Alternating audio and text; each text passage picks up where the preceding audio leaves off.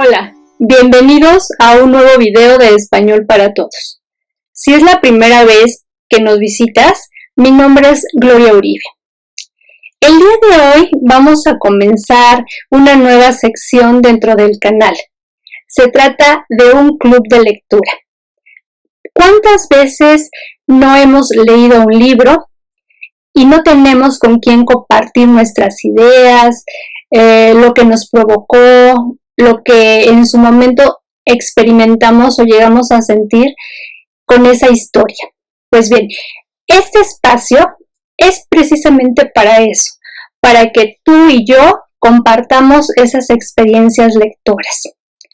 Espero que el club de lectura sea un espacio de diálogo, un espacio donde tanto tú como yo podamos ir comentando, podamos ir haciendo también sugerencias acerca de los libros que queremos leer o de los libros que hemos leído. ¿Para qué? Para que también nuestros compañeros o nuestros amigos o incluso nuestra familia vean que nos interesa la lectura, y también para que formemos una comunidad, una linda comunidad que se refiere a esto, ¿no? Al espacio de leer y de disfrutar mucho lo que estamos leyendo.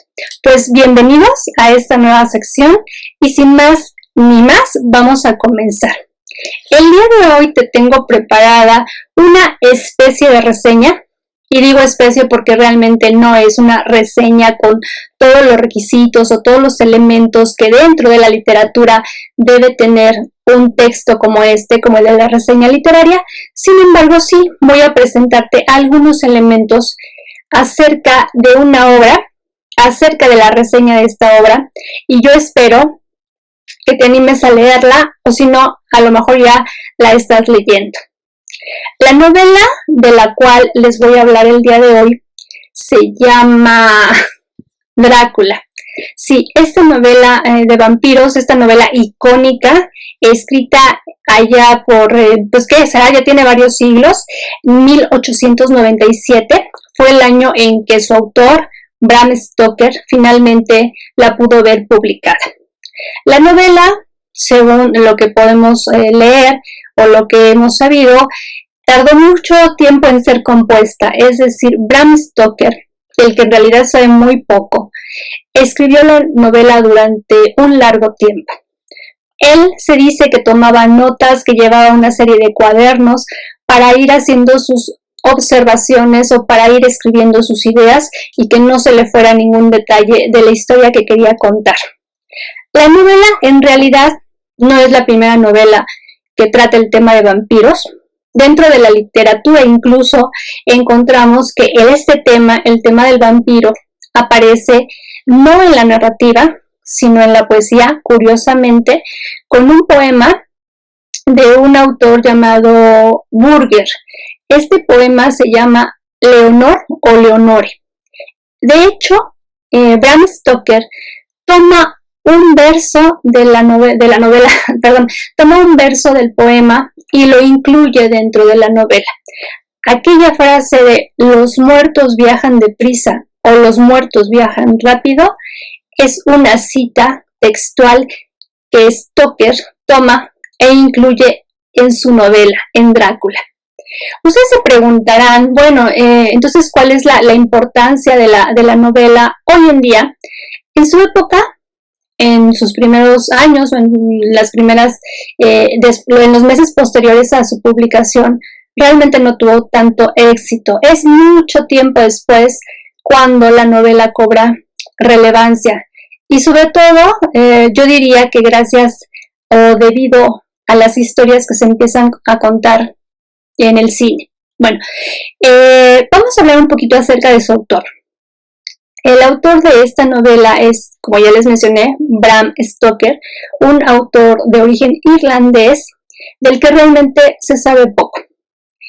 ¿Qué sabemos? Pues entre los datos que podemos encontrar es que desde los 16 años más o menos entró al Trinity College y que además era un gran aficionado, un apasionado del teatro. Incluso en este mismo año que se publica Drácula, se hace una representación en el teatro de la historia de Drácula. Sin embargo, la figura que nos va a presentar Bram Stoker no es una figura que él cree del todo, o sea, no es un personaje totalmente inventado o creado por él.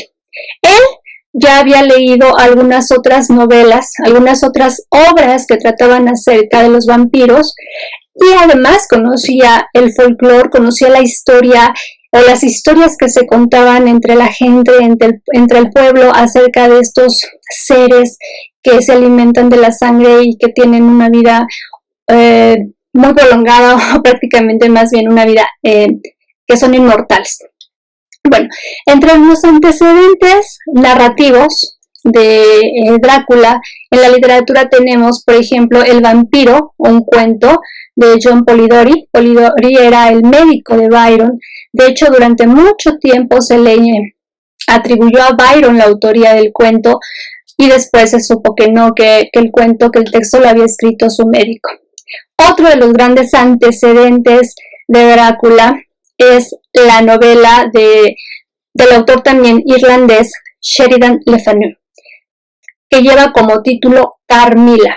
Carmilla es una mujer vampiro. Entonces vamos a tener como el complemento en Carmilla, la mujer vampiro, y luego en Drácula ya perfilado, caracterizado totalmente la figura del vampiro en el sentido masculino. Pues bien, la historia, en cuanto a la historia, ¿qué podemos decir? Realmente todos conocemos la historia, más o menos, a veces con detalles añadidos, a veces con otros hechos que se han omitido, pero en realidad conocemos, ¿no?, la historia de Drácula, que es esta historia donde se nos cuenta que un joven abogado, Jonathan Harker, es asignado a viajar a Rumanía para visitar el castillo del conde Drácula, donde le van a ocurrir una serie de sucesos sumamente extraños. Pero alrededor de estas figuras, de la figura del conde, aparecen los otros personajes de la novela, que van a tener una función y nos van a dar una visión, la visión del autor, pero también la visión de su época, o sea, lo que él pensaba, lo que él sentía y cómo veía la sociedad del siglo en el que le ha tocado vivir. Entre los otros personajes vamos a encontrar a los clásicos también, Mina Murray, el prototipo de la mujer, de la esposa perfecta, de la mujer también inteligente. Vamos a ver también la presencia de, hasta cierto punto, de la contraparte de Mina, que es su amiga y casi hermana, Lucy Westenra, los pretendientes de ella. También vamos a ver la presencia sumamente importante del cazador de vampiros, como se le conoce después, y estoy hablando obviamente de el Dr. Van Helsing. ¿Cómo está contada la historia? La historia está narrada en tercera persona. Es un narrador que conoce la historia y que no la va a contar, no la va a relatar. Sin embargo, al inicio de la novela, como una especie de prólogo, de preámbulo, aparece una nota en la cual se nos dice: estos hechos que se van a contar enseguida sucedieron efectivamente, no son producto de la imaginación. Es un juego que hace el autor para que nosotros como lectores nos veamos más identificados y más comprometidos con la lectura. La novela está escrita a partir de los diarios de los personajes, del diario de Mina Murray, del diario de Jonathan Harker. De hecho, sabemos todo lo que ocurre en el castillo de Drácula porque Jonathan escribe lo que va sucediendo, lo que está viviendo en su diario. También vamos a encontrar algunas notas de los otros personajes, el diario de la amiga de Lucy y también las grabaciones radiofónicas del Dr. Sheward, que sirven también como una especie de diario. Otro de los personajes que aparece dentro de la historia, pues, es la figura del loco, ¿no? Renfield, que es este personaje desquiciado, que tiene una relación muy extraña con el conde y que en un primer momento no vamos a poder comprender, ¿no? Hasta que nosotros vayamos ya avanzados en la novela. Bueno, en la novela, obviamente, como es una novela de vampiros, pues vamos a encontrar también elementos que hagan referencia al género del terror, a estos aspectos que tienen como finalidad causarnos miedo, causarnos esta sensación de angustia, de desconfianza, de preguntarnos qué está pasando, por qué están sucediendo estos hechos sobrenaturales. Entre estos hechos sobrenaturales, pues obviamente está la presencia y la figura del conde Drácula, que además es muy interesante porque cuando nosotros leemos la novela, tal vez si no tenemos mucho conocimiento, pensaríamos que al autor se le ocurrió así como así este personaje, pero no, realmente Stoker se documenta. De hecho, la figura del conde está tomada o tiene por lo menos algunas reminiscencias de un personaje histórico llamado Vlad Tepes, que fue un cruzado y que se caracterizó por ser una persona sumamente cruel, ¿sí? A la que no le importaba asesinar y matar y destruir para conseguir sus objetivos. Entonces él retoma la figura histórica de Vlad Tepes y le va agregando otras características u otros elementos para finalmente darnos como resultado la configuración del vampiro que ha perdurado por siglos, desde la publicación en 1897 de Drácula hasta la fecha. ¿Cuáles son estos rasgos? Pues lo que hace Stoker es combinar los rasgos o las características que ya la gente del pueblo le atribuía a esta figura.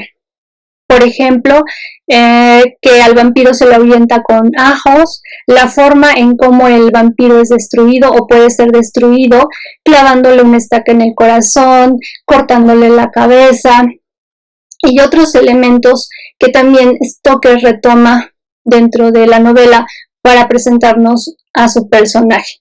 Pero hay otros elementos, hay otras características que son propias, que son invenciones del autor. ¿Y cuáles son estas? Bueno, entre los rasgos inéditos, vamos a llamarlo así, que podemos ver o que podemos observar en Drácula, son que no se refleja en los espejos. Por ejemplo, cuando Jonathan está en el castillo, tiene un pequeño espejo para más o menos poderse arreglar, para rasurarse, y en una ocasión él está efectivamente rasurándose y tiene el espejo y no ve cuando entra el conde. Al principio le causa un poco de extrañeza y dice que tal vez no se percató, no vio bien. Sin embargo, toma nuevamente el espejo, lo gira y efectivamente, a pesar de que el conde está allí a sus espaldas, en el espejo no hay reflejo alguno. Entonces esa es una de las características de la figura del vampiro que Stoker nos presenta, que nos presenta como una característica nueva. Otra es esta idea de que el vampiro no puede viajar por aguas que se muevan. Por ejemplo, no puede atravesar el mar, a pesar de que sí puede convertirse en algún animal o convertirse en el ser que él quiera, no puede transportarse libremente. Tiene ciertas limitaciones como esta, no puede cruzar el agua en movimiento. De ahí que tenga la necesidad de pedir ayuda o de tener sirvientes para que puedan realizar su transporte, como los gitanos que lo llevan de su castillo hacia Londres. O también cuando él ya se ve acosado y tiene que regresar a su patria, entonces lo mismo, tiene que recurrir a los gitanos o tiene que solicitar la ayuda, y digo ayuda porque obviamente ellos reciben una paga para poder regresar a su tierra. Un rasgo también importante que Stoker le añade a su personaje o le imprime es esta idea de que el vampiro solamente puede descansar en su tierra de origen. Por eso Drácula pide que lleven cajones, 40 cajones de tierra, porque es la tierra de donde él es originario. Es una especie como de lugar sagrado, si queremos decirlo así, donde él puede descansar, donde él puede permanecer y de alguna manera conservar ese aliento vital que le permite manifestarse como un ser vivo, aunque realmente no lo es. Estas son algunas entonces de las características que nosotros encontramos en la figura de Drácula y que, como ya les decía, van a pervivir hasta nuestros días. ¿Qué más podemos decir acerca de Drácula? Podríamos extendernos, bueno, yo me podría extender y podría decirles muchísimas cosas de esta novela. Es una novela larga, sin embargo muy interesante, es una lectura ágil en el sentido de que suceden las cosas de tal manera que nosotros estamos siempre a la expectativa y esperando qué va a pasar y no podemos dejar, yo particularmente no podía dejar de leer la novela.